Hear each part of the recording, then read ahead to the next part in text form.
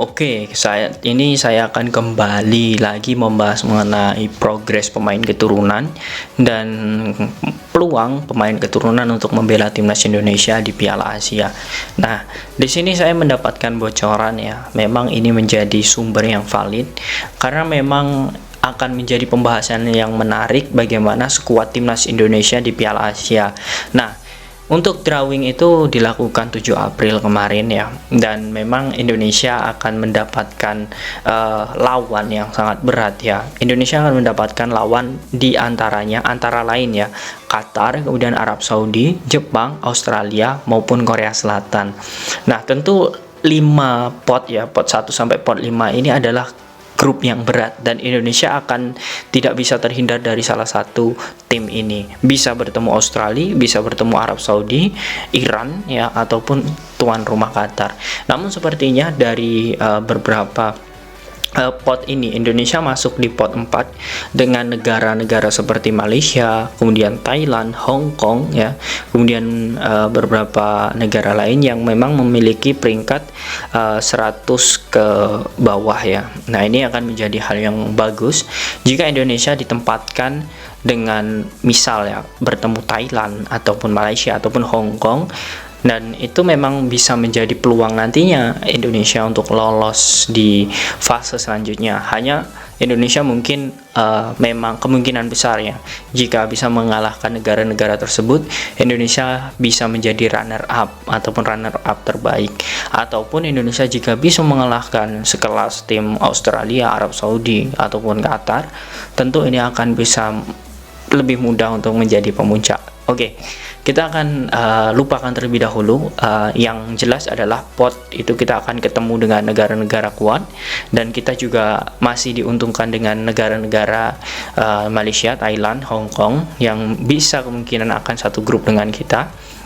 Nah, tentu setelah ini kita akan membahas mengenai bagaimana peluang pemain-pemain keturunan untuk membela Indonesia. Nah, ini pun sudah disampaikan oleh Sintayong mengenai perpanjangan kontraknya ya. Di sini saya akan meluruskan terlebih dahulu bahwa Sintayong ini akan berakhir kontraknya di Desember nanti di tahun 2023. Kemudian Piala Asia ini akan dimulai di bulan Januari. Artinya memang Sintayong tidak memiliki waktu banyak, tidak ingin mengurus bagaimana administrasi pemain keturunan. Dia hanya ingin melihat bagaimana kinerja PSSI untuk segera menyelesaikan pemain-pemain keturunan.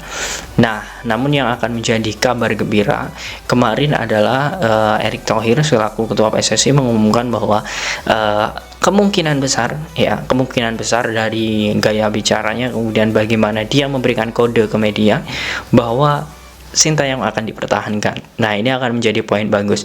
Artinya, jika Sintayong memang nanti dipertahankan dan akan dikontrak lebih lama bersama timnas Indonesia, tentu ini akan menjadi momen pemain-pemain keturunan itu akan membela timnas di Piala Asia.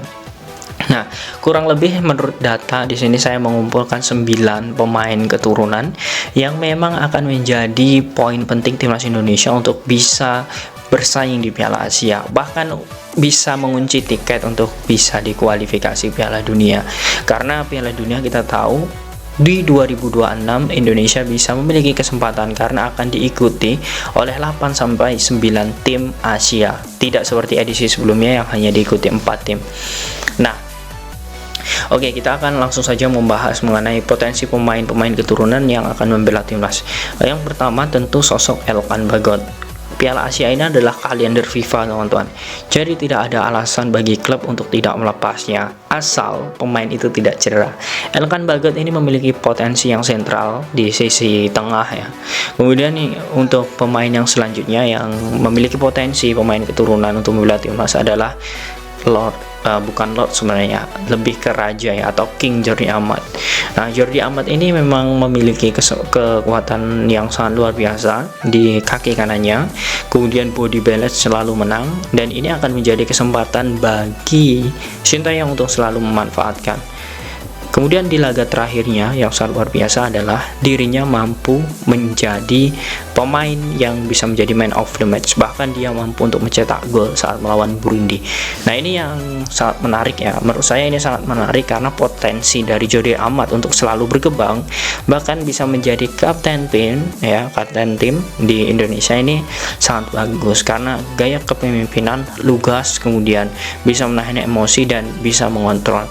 Ini sangat bagus, kualitas sangat luar biasa, dan memang ini menunjukkan pemain Eropa.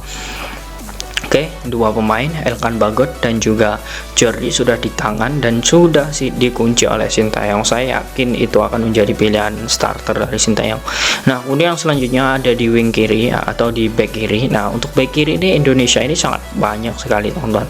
Ada Pratama Arhan, kemudian Edo Febriansah, yang kita ketahui Sintayong sangat suka ya dengan dua pemain ini. Nah, namun tepatnya pada beberapa minggu yang lalu, akhirnya proses dari pembuatan paspor KTP dari Sain Patinama ini sudah selesai. Artinya di bulan 1 di 2024, bahkan di Piala Asia ataupun di FIFA Matchday bulan 6 nanti, saya yakin Sain Patinama ini bisa ikut. Nah, ini adalah pemain keturunan potensial di back kiri nantinya di timnas Indonesia, dan Sain Patinama ini bisa bergabung di back kiri ini. Nah, kemudian di sisi kanan ya, ini kita membahasnya pemain keturunan sesuai yang di judul. Nah, di sisi kanan ini ada sosok Sandy Walsh. Nah, Sandy Walsh ini juga sama seperti sosok Sain Patinama. Bedanya adalah Sandy Walsh ini sudah bisa membela timnas Indonesia secara legal atau secara resmi. Nah, dari segi administrasi semua sudah beres, namun karena kemarin ada permasalahan cedera di FIFA Matchday kemarin tidak bisa ikut. Namun saya yakin di FIFA Matchday di bulan Juni ini Sandy Walsh bisa mengikuti, dan ini sudah diumumkan oleh dirinya bahwa dirinya sudah mengikuti latihan bersama klubnya, yakni KF Mechelen. Nah, ini sangat bagus sekali. Nah, kemudian untuk di lini tengah, sebenarnya Indonesia sebelum masuk ke lini tengah ini memang ada beberapa pemain yang sangat hebat. Namun di lini tengah ini sosok pemain pemain naturalisasi, yakni Mark Klok, ini akan menjadi poin penting atau pemain kunci di lini tengah timnas Indonesia di Piala Asia. Nah, kemudian di gelandang serang, atau lebih tepatnya sih bukan gelandang serang, tetapi dia gelandang tengah yang ditempatkan di sisi kiri. Nah, ini adalah sosok Stefano Lillipali. Nah, artinya kita sudah membahas 5 pemain naturalisasi atau 5 pemain keturunan yang menjadi bagian penting dari timnas Indonesia. Oke, memang kita ketahui Lillipali beberapa waktu yang lalu sempat diragukan oleh beberapa elemen apakah dia masih mampu bersaing di saat usianya yang tidak produktif lagi, dan pembuktiannya saat melawan Burundi dia mampu untuk bisa dikatakan menjadi man of the match di laga pertama karena memberikan assist yang sangat bagus sekali kepada Yakob Sayuri. Nah, Stefano Lillipali ini akan menjadi opsi Sintayong untuk Piala Asia ini, jadi tidak ada rasa keraguan Sintayong. Bahkan Sintayong juga mengatakan sangat ketagihan memainkan Stefano Lillipali. Nah, 5 pemain kita sudah bahas. Kemudian untuk yang posisi striker, nah posisi striker ini Indonesia untuk pemain keturunan atau pemain naturalisasi sebenarnya ada sosok Ilyas Pasoyevic, namun dengan performa yang menurut saya kurang begitu meyakinkan di Piala AFF, ini akan membuat proses dari Ilyas Pasoyevic untuk masuk ke timnas ini akan sangat sulit, karena kita ketahui ada Dimas Derajat dan juga Dendi Sulistiawan yang memang menurut saya ini memang bagus ya, memang sangat bagus untuk timnas Indonesia karena sudah mulai mendapatkan chemistry. Nah, sudah 6 pemain yang kita bahas, pemain keturunan atau pemain naturalisasi. Nah, tentu Indonesia ya akan menjadi negara yang memang akan menjadi, bisa dibilang hanya menyisakan 2 pemain yang memang asli lokal, mungkin kiper antara Syahrul Trisna dan Nadeo, ataupun di sayap kanan nanti yang bisa menjadi opsi pemain lokal. Nah, lantas dari 6 kemudian 2 pemain lokal, siapa yang 3-nya ini? Nah, Mendapatkan kabar gembira dari sosok Hamdan Hamedan, menurut saya ini memang seperti kita makan nasi dan lauknya adalah daging. Nah, mengapa saya bilang demikian? Tiga pemain yakni Justin, kemudian Rafael Struijk dan juga Ivar Jenner secara konsisten dan komitmen ini tetap ingin membela timnas walaupun Piala Dunia gagal di Indonesia. Nah, bahkan di sini saya kutip dari kumparan.com ya, bahkan Justin Hubner pun saya ingin menunggu dari dia, artinya dia ini adalah PSSI, saya tetap komitmen membela Indonesia dan saya ingin membela Indonesia sesuai dengan perjanjian awal, yakni bukan untuk timnas junior saja tetapi untuk timnas senior. Nah, untuk Justin Hubner saya rasa dengan pernyataan dirinya seperti itu sudah yakin dia membela Indonesia. Kemudian Ivar Jenner ketika sedih sekali dia mendengar bahwa Indonesia gagal Piala Dunia, dia sempat menghapus di Instastory dan juga di akun Instagramnya tentang PSSI dan juga tentang Indonesia. Namun sepertinya berhasil diyakinkan oleh keluarganya mungkin, ataupun dari agen ataupun dari pihak PSSI untuk tetap membela timnas Indonesia. Dia juga meyakinkan dirinya untuk tetap komitmen untuk membela timnas dan dia ingin membela timnas senior. Kemudian Rafael Struijk yang menjadi posisi striker ini pun juga sama, dia tetap ingin membela timnas Indonesia dan dia sesuai dengan janji dirinya ingin membela timnas senior. Bahkan beberapa pernyataan minggu lalu dia menyatakan jika prosesnya sudah selesai minggu ini atau minggu kemarin dia ingin langsung membela timnas di SEA Games, dan dia meyakini dan dia ingin mengusahakan masalah izin klub itu akan sangat mudah. Nah, ini yang menurut saya dari ketiga pemain ini ya, ini akan menjadi kekuatan yang sangat solid di Piala Asia nanti.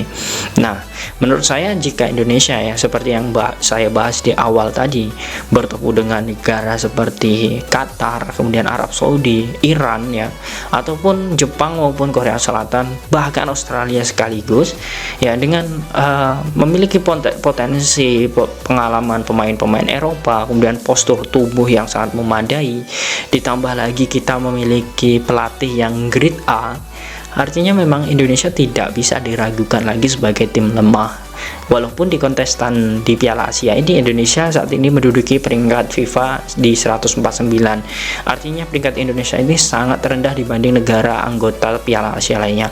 Tapi saya yakin dengan skuad seperti itu, dengan potensi dari PSSI untuk memanggil 9 pemain keturunan ini atau pemain naturalisasi ini, saya akan 100% timnas Indonesia mampu bersaing.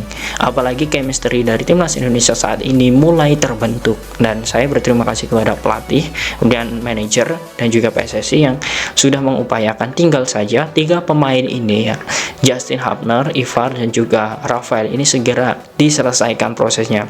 Takutnya kalau semakin lama, semakin menunda dan juga semakin nanti banyak sekali kendala atau masalah, dia ditakutkan pemain ini malah lari.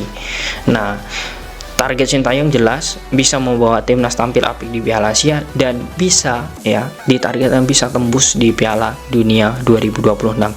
Itu adalah target timnas Indonesia atau target Sintayong selama menangani timnas Indonesia. Nah, bagaimana menurut kalian?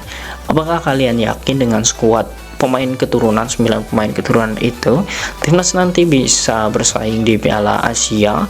Silahkan kalian tulis di kolom komentar.